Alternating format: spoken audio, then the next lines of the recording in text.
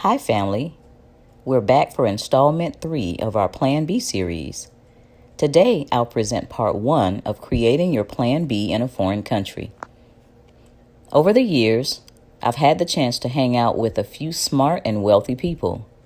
Research shows that over 300,000 people are leaving the U.S. every year, for good. And we're not talking about poor people.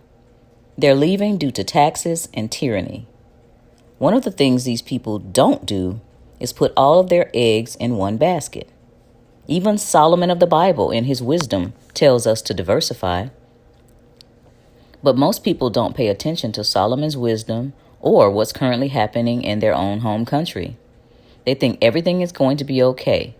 The stock market will continue to go up, jobs will come back, and the banksters are keeping their money safe. There are situations that you need to prepare yourself for, and some of them exist as we speak. Taxation, inflation, bank closures, Social Security default, social credit score, and more. And all of these are a possibility in most countries, and some of them are a reality in others.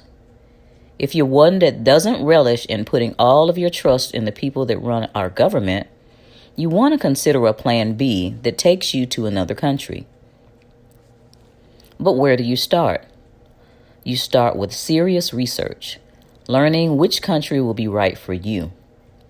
Your final selection will be a personal matter, as one person's perceived paradise can be another person's nightmare. For example, when I was attending offshore conferences, we regularly discussed second residency issues. At a conference in Cancun, a black woman talked about moving to Germany because her father had been in the military there long ago, and he told her it was beautiful. One of the session facilitators warned her that although Germany is beautiful, she needs to research race relations before making a decision. Different people are treated different ways in different countries, even if they come from the United States and even if they have money. This woman was told that maybe Central or South America would be a better fit for her comfort and safety. Here's a chart that shows how countries are ranked in several different categories, such as cost of living, safety, and climate. Shout out to the Sovereign Man, one of my longtime mentors from afar, for putting this chart together. The link for the entire chart will be posted below. As you can see, I've started in the middle of the chart where Costa Rica is featured, but you'll want to select a country based on the criteria that are most important to you. After you select the country, you need to visit regularly. Don't visit one time, fall in love with rose-colored glasses, and pack up your stuff and move. There are a lot of things you don't see in a visit that's 1 week or your first visit, and even several visits later, there are things that you need to know. My first trip to Costa Rica was January 2018, and I'm still developing the plan. Spend some time with the local people. Find out what makes them happy, what angers them, or what offends them. Check out the local stores. Do they have what you regularly want from home? Does Amazon deliver in that country? Do deliveries take months instead of days? I've heard of people moving back to the States after a year because the place they selected didn't have the creature comforts and the conveniences of home.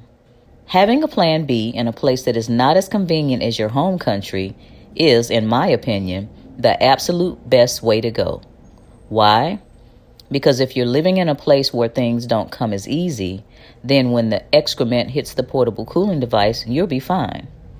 On the other hand, the people in the States will be the ones losing their minds. For example, if the grocery stores in Atlanta shut down, there'll be pandemonium. But if the grocery stores close in some other countries, the people will just go out and get food off the trees or kill a chicken in the backyard. Once you feel comfortable that the country you've been visiting is where you want to be, you may want to start visiting other regions of that country to get a feel for how the country works. What's the difference between the West Coast and the East Coast? What's the difference between the people that live in the capital and those that are rural? You may even find that there's a better area for you in the same country. After settling on where you want to be, you can work on setting up a second residency and figuring out whether you should rent or buy. Most people tell you to rent for at least 6 months or a year to be sure that you like where you've selected.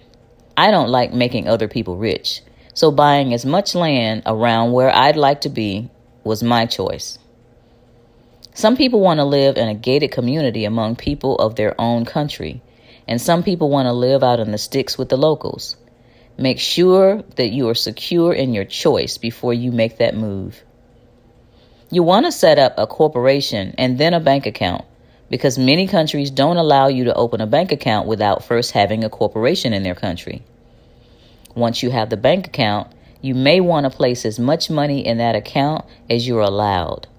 Many countries limit the amount you can deposit monthly to stave off drug trafficking. Some countries even require that you prove your sources of income before they allow you to open the account. It's good to go ahead and open up a bank account so that you'll have funds in more than one country. That's truly the definition of planting flags in more than one place.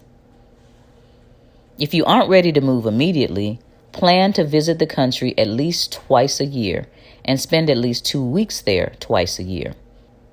You want to experience different climates, if they indeed have more than one climate.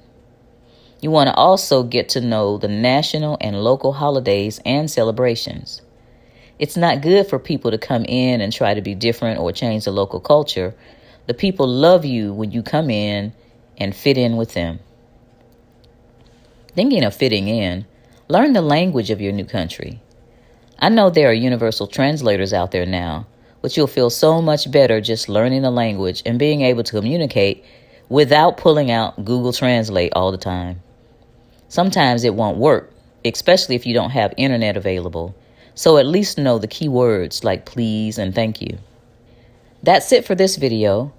Go over to the Sovereign Man site at sovereignman.com and check out the chart showing the different countries and their criteria. Also, the CIA has a website that will tell you several demographics on each country in the world, their population numbers, their language, political type, and major religions.